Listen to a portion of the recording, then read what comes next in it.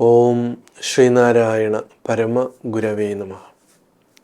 ഗുരുമാർഗത്തിലേക്ക് ഏവർക്കും സ്വാഗതം. ശ്രീനാരായണ ഗുരുദേവൻ്റെ പ്രതിഷ്ഠകളെക്കുറിച്ച്, ഗുരു പ്രതിഷ്ഠിച്ചിട്ടുള്ള ക്ഷേത്രങ്ങളെക്കുറിച്ചും അതിനകത്തുള്ള ദേവതകളെക്കുറിച്ചുമൊക്കെ വലിയ ചർച്ചകൾ നടന്നുകൊണ്ടിരിക്കുന്ന ഒരു സന്ദർഭവും കൂടിയാണിപ്പോൾ. ഗുരുവിൻ്റെ പ്രവർത്തനങ്ങളെ അവരവരുടെ കാഴ്ചപ്പാടിൽ കാണാൻ ശ്രമിക്കുക, അതാണ് അവർ ചെയ്യുന്നത്. ഉദാഹരണത്തിന് അരുവിപ്പുറം ശിവപ്രതിഷ്ഠ. ആ ശിവപ്രതിഷ്ഠ എന്തുകൊണ്ടാണ് ഗുരു ശിവനെ തന്നെ സെലക്ട് ചെയ്തത്? ഇപ്പോൾ ചിലരുടെ ചില ചിന്തകൾ അങ്ങനെയാണ്. ഗുരു എന്തുകൊണ്ട് വേറെ ഒരു ദേവതയെ സങ്കല്പിച്ചില്ല? ഓരോ സ്ഥലങ്ങളിലും ഗുരു വ്യത്യസ്തമായിട്ടുള്ള ആശയങ്ങൾ വെച്ചുകൊണ്ടുള്ള പ്രതിഷ്ഠകളൊക്കെ നടത്തിയിട്ടുണ്ട്. അപ്പോൾ ഗുരുവിൻ്റെ കാഴ്ചപ്പാട് എന്തായിരുന്നു എന്ന് മനസ്സിലാക്കാനുള്ള വെമ്പലിൽ പലരും ഇന്ന് ചർച്ചകൾ നടത്തിക്കൊണ്ടിരിക്കുന്നുണ്ട്. പക്ഷേ അവരാരും ചിന്തിക്കാത്ത ഒരു ഭാഗമെന്ന് പറയുന്നത്, ശ്രീനാരായണ ഗുരുദേവൻ നമ്മളുടെ ഇന്ന് കാണുന്ന തന്ത്രിമാരുടെ അല്ലെങ്കിൽ പൂജാരിമാരുടെ ആ തലത്തിൽ നിന്നുകൊണ്ട് ഒരു പ്രതിഷ്ഠ നിർവഹിക്കാൻ വേണ്ടി ഇറങ്ങിത്തിരിച്ച ആളല്ല. മറിച്ച് ഗുരു ചെറിയ പ്രായത്തിൽ തന്നെ നമ്മളുടെ ഭാരതീയമായിട്ടുള്ള എല്ലാ ശാസ്ത്രങ്ങളെയും, അതായത് വേദങ്ങൾ, ഉപനിഷത്തുക്കൾ, അതൊക്കെ കൃത്യമായിട്ട് പഠിക്കുകയും, ഉപനിഷത്തുകളൊക്കെ നമുക്ക് പഠിക്കണമെങ്കിൽ, വേദങ്ങളൊക്കെ പഠിക്കണമെങ്കിൽ, അതിൻ്റെ തനതായ രീതിയിൽ പഠിക്കണമെങ്കിൽ സംസ്കൃതം പഠിക്കണം. അതുകൊണ്ട് ഗുരു ചെറിയ പ്രായത്തിൽ തന്നെ സംസ്കൃതം പഠിച്ചു. അന്നത്തെ കാലത്ത് അങ്ങനെയായിരുന്നു. ആദ്യം അവർ സംസ്കൃതമാണ് പഠിക്കുന്നത്.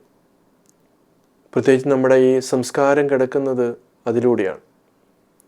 അങ്ങനെ ഗുരു സംസ്കൃതവും അതുപോലെ തന്നെ ആധ്യാത്മികമായിട്ടുള്ള ഗ്രന്ഥങ്ങളൊക്കെ പഠിച്ച് ആ ഗ്രന്ഥങ്ങളിൽ പറഞ്ഞിരിക്കുന്ന കാര്യങ്ങൾ ശരിയാണോ? ഇപ്പം നമ്മൾ ഒന്ന് പഠിച്ചു കഴിഞ്ഞാൽ നമുക്കത് വിശ്വസിക്കാം, ഇത് ശരിയാണ് എന്നുള്ളത്. പക്ഷേ ഒരു സയൻറ്റിസ്റ്റിനെ സംബന്ധിച്ചിടത്തോളം അയാൾ അങ്ങനെ വിശ്വസിക്കുകയല്ല. അയാൾക്കത് പ്രാക്ടിക്കലായിട്ട് ചെയ്തു നോക്കണം. ഇപ്പോൾ നമ്മൾ H2O എന്ന് പറയുന്നുണ്ട്. ഹൈഡ്രജനും ഓക്സിജനും പ്രത്യേകമായിട്ടുള്ളൊരു അനുപാതത്തിൽ കൂട്ടിച്ചേർക്കുമ്പോൾ ജലമുണ്ടാകുന്നു എന്ന് ഒരു സയൻറ്റിസ്റ്റ് കണ്ടുപിടിച്ചു. നമ്മളാരും അത് ടെസ്റ്റ് ചെയ്ത് നോക്കാതെയാണ് ആ തിയറി നമ്മൾ മനസ്സിലാക്കി വച്ചിരിക്കുന്നത്. അതൊരു പരിധിവരെ അങ്ങനെ തന്നെ പോകുന്നത് നല്ലത് തന്നെയാണ്. പക്ഷെ ചിലർക്കുണ്ട്, ഇത് ശരിയാണോ? അപ്പോൾ അത് നമ്മൾ എന്ത് ചെയ്യണം? അത് ടെസ്റ്റ് ചെയ്യണം, അത് ലാബിൽ ടെസ്റ്റ് ചെയ്യണം, പരീക്ഷണങ്ങൾ നടത്തണം. എന്ന് പറഞ്ഞ പോലെയാണ് ഉപനിഷത്ത് പറയുന്നു തത്വമസി, അത് നീ തന്നെയാണ്.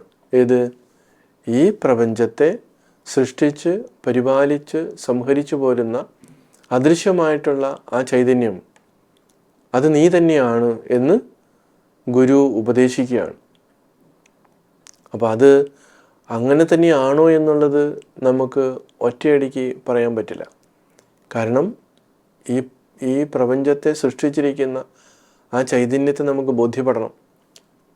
99% കൂടുതൽ പേരും ദൈവമുണ്ടോ എന്ന് ചോദിച്ചാൽ ഉണ്ട് എന്ന് പറയും. ഈ ദൈവത്തെ കണ്ടിട്ടുണ്ടോ എന്ന് ചോദിച്ചാലോ കണ്ടിട്ടില്ലെന്ന് പറയും. അപ്പോൾ കാണാത്ത ഒന്നിനെ ഉണ്ട് എന്ന് നമ്മൾ എങ്ങനെ ഉറപ്പിച്ച് പറയാം? അതൊരു പ്രശ്നമാണ്. അപ്പോൾ ഗുരു എന്താ ചെയ്തത്? ഇങ്ങനൊരു സംഭവം ഉണ്ട് എങ്കിൽ അത് സാക്ഷാത്കരിക്കണം, തിരിച്ചറിയണം. അതിനു വേണ്ടിയിട്ടാണ് ഗുരു എന്ത് ചെയ്തത്? അത് നമുക്ക് ബാഹ്യമായിട്ട് നമ്മുടെ ഇന്ദ്രിയങ്ങൾ കൊണ്ടോ അല്ലെങ്കിൽ ബാഹ്യമായിട്ടുള്ള ഉപകരണങ്ങൾ കൊണ്ടോ നമുക്ക് തിരിച്ചറിയാൻ പറ്റില്ല. അതുകൊണ്ടാണ് ഗുരു കന്യാകുമാരിക്കടുത്തുള്ള മരുത്വാമലയിൽ അവിടെ ഒരു പിള്ളത്തടം ഗുഹയിൽ ഏകാന്തമായിട്ടുള്ള തപസ്, ധ്യാനം. ഇപ്പോൾ തപസ്സെന്ന് നമുക്ക് മൊത്തം പറയുമ്പോൾ ഒരുപാട് ഘടകങ്ങൾ അതിനകത്തുണ്ട്. പക്ഷേ നമുക്ക് പറയാം ധ്യാനത്തിലൂടെയാണ് അത് മനനം ചെയ്യുന്നത്. ഇതിനെ നമ്മൾ അനലൈസ് ചെയ്യണം. അങ്ങനെ അത് സാക്ഷാത്കരിക്കുക. അങ്ങനെ ആ സാക്ഷാത്കാരത്തിന് ശേഷമാണ് ഗുരു മരുത്വാമല വിട്ട് അരുവിപ്പുറത്തേക്ക് വരുന്നത്. അപ്പോൾ ഈ ഒരു ഉയർന്ന തലത്തിലുള്ള ഒരു ദർശനം സാധാരണക്കാരായിട്ടുള്ള ആളുകളോട് പറഞ്ഞാൽ അവർക്കത് മനസ്സിലാകില്ല. അതുകൊണ്ട് ഗുരു എന്ത് ചെയ്തു? ആ വഴിയിലേക്ക് അടുപ്പിക്കാൻ വേണ്ടിയിട്ട് ഏറ്റവും ഉത്തമമായിട്ടുള്ള ഒരു രൂപത്തെ, എല്ലാവർക്കും പെട്ടെന്ന് മനസ്സിൽ കൊള്ളുന്ന ഒരു രൂപത്തെ, മംഗളസ്വരൂപനായിട്ടുള്ള ശിവനെ ഗുരു ശങ്കരൻകുഴിയിൽ നിന്ന് ശിവലിംഗം മുങ്ങിയെടുത്ത് അവിടെ പ്രതിഷ്ഠിച്ചു കൊടുത്തു. അതൊരു പ്രതീകം മാത്രമാണ്.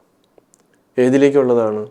ഈ ആത്യന്തികമായിട്ടുള്ള ആ ചൈതന്യത്തിലേക്ക്, കാലദേശാധിവർത്തിയായ ചൈതന്യത്തിലേക്ക്. അപ്പോൾ ഇങ്ങനെ നമ്മളതിനെ മനസ്സിലാക്കിയില്ലെങ്കിൽ ഉപരിപ്ലവമായിട്ട് വെറും താന്ത്രികമായ രീതിയിൽ അവനവൻ്റെ കൊച്ചു മനസ്സിൽ ആലോചിച്ച് നോക്കുമ്പോൾ പല രീതിയിൽ അതിനുള്ള ഉത്തരങ്ങൾ കിട്ടും. അത് ആത്യന്തികമായിട്ടുള്ള ഉത്തരമാകില്ല.